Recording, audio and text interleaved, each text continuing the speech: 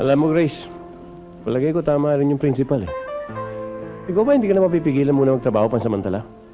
Eh, paano? Yung mga bata wala nang nakikitang magulang. Wala kamisan, wala ako. Eh, sino pa titingin sa mga bata? Eh di ikaw. Dati mo na naman ginagawa yun, di ba? Tsaka, ayaw mo noon, matutulungan pa kita sa mga gastusin dito sa bahay. Ayoko. Basta ang gusto ko, huwag ka muna magtrabaho. Walang pag-uusapan, walang away. Hoy, Andy!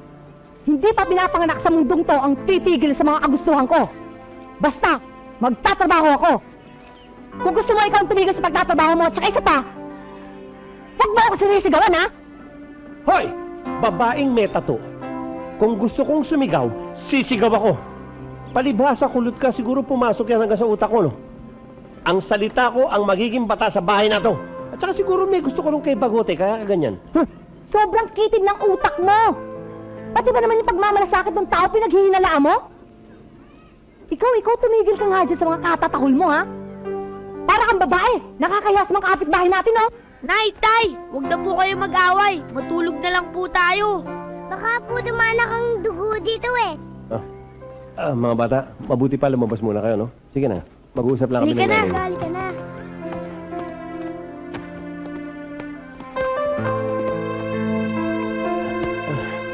Hoy, babae.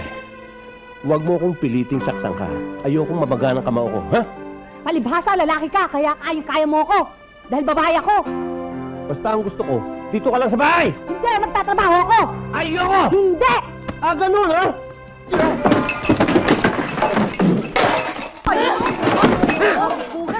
Believe din ako sa tatay. Ang tapang rin pala. Siyempre, lalaki yun. Kaya kawawa naman si inay. Bugod sarado kay itay. Oo nga, no?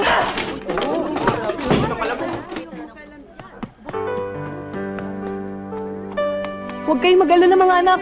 Babalikan ko kayo. Inay! Inay! Inay! Saan pupunta? Bakit ganito?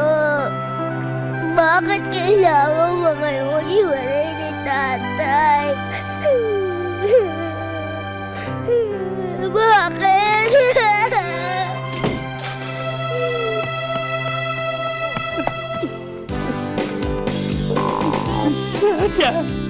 Saan bumalik ka dito?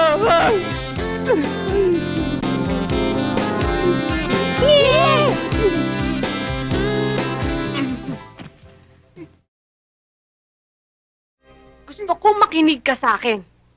At makinig ka sa akin na mabuti, ha? Ako ang anghel de la guardia mo. At ako lang ang susundin mo. Sumagot ka pag kinakausap kita! Ay, sorry. Wala akong maririnig! That's better. Mabuti naman, Iha, at natulungan mo itong si Juana makapasok ng trabaho. Gusto ko lang makatulong sa inyo. Ay, maraming salamat sa iyo. Ano nga pala ang negosyo ng father mo? Actually hindi ko alam. Di ba, Dad? Ang importante naman, magkatrabaho ko. Tama yon kung sa bagay. Sino ba may birthday? Bakit marami kang dalang panghanda yata? Birthday mo ba, Iha? Hindi ho. Kasi nung minsan, sinama ko si John. John? Dad, si Kuya ho yun. Sinama ko si John sa paborito kong French restaurant. Tapos gustong-gusto niya yung beef casserole with mushrooms. Di ba, John? Okay. Sarap. So, ipinangako ko sa kanya na one of these days, pupunta ako dito at ipagluluto ko siya. Yun. Dad, sabi nga ni Kuya ang galing-galing daw magluto ni Ate Brenda. Di ba, Talaga? Hindi naman. Okay. Nung kailan nga lang ako nagpaturo dun sa French chef. Kuya! Nakahanda na rin yung mga lulutuin. Talaga? Excuse me? Hipag? Dad? Sure. Sige.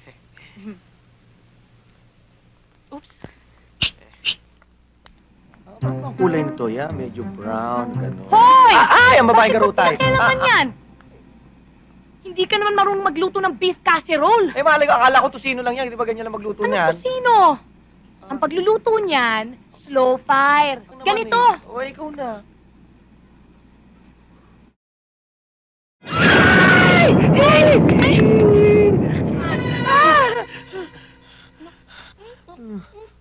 pakailaman mo eh. Slow fire. Ano ba nangyari? 1. French cooking slow fire technique. In Tagalog, sunog. Hindi bale. Iba na lang ang lulutuin ko. Oh, you change your mind. Meron ba kayong tomato sauce? Meron. Ano Teka. na makialam? Ako na lang. Maxi, ligpit mo na lang yan. Nang tingnan niya ako, talagang freeze to death ako! Talaga? Ang kanyang mga mata.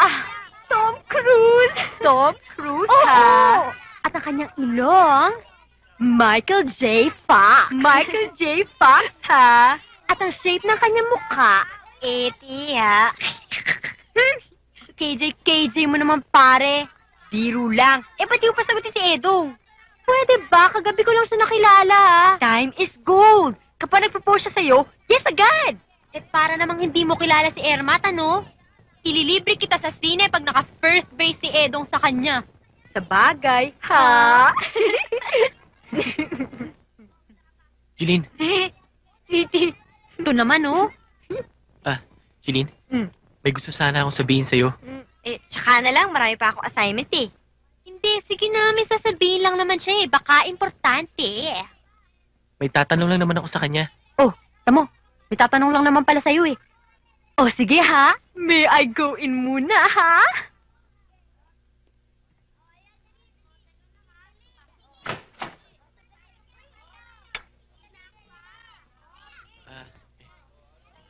Sino pala yung... Mga utoy, ineng! Sandali lang, ha? Opo, Lola. Ano ba yung tatanong mo sa akin? Sino pala yung bisita mong lalaki kanina? Yun ba? Kaibigan ko yun, eh. Kaibigan? Kaibigan ba yung ganun kalapit ang pagtuturingan yung dalawa? Yung hinahawakan mo siya sa noo? Alam mo, Dindo, kaya hawakan ko siya sa noo, wala ka na doon. Sige, ah. Hindi pa.